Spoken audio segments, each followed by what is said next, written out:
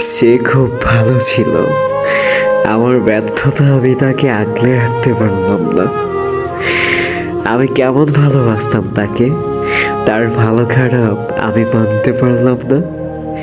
ছি, আমার নিজের প্রতি নিজের রাগ হয়। তার ভালো খারাপ ভালো লাগা যদি মেনে নিতাম, ইস, তাহলে তাকে আগলে রাখা যেত। আমি কেমন প্রেমিক ছিলাম, কখনো তার ভালো লাগার মূল্যই দিই নাই। তার ভালো লাগতো কি জানেন?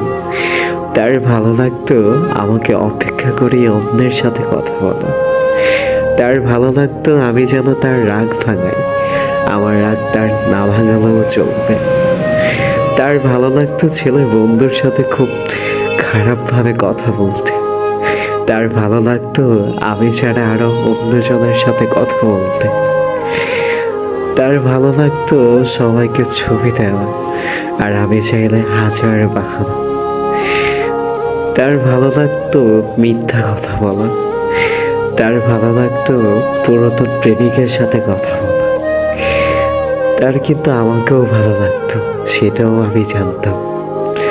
তার ভালো লাগতো ঘুমের নাম করে আমাকে এড়িয়ে চলা। তার ভালো লাগতো আমাকে কষ্ট দেয়া। এজন্য তো তাকে আগলে রাখতে পারলাম না। আসলে তার ভালো লাগার মূল্যই যে দিই নেই। মানুষের ভালো লাগার প্রাধান্য দেয়া লাগে, না হয় সম্পর্ক টিকে না। সম্পর্ক শুধুমাত্র একজনের ভালো লাগার জন্য অন্যজন অন্ধের মতন ভালোবেসে যায়। আর আমি হারিয়ে ফেলেছি আমার ভালোবাসাকে। সত্যি সে খুব ভালো ছিল।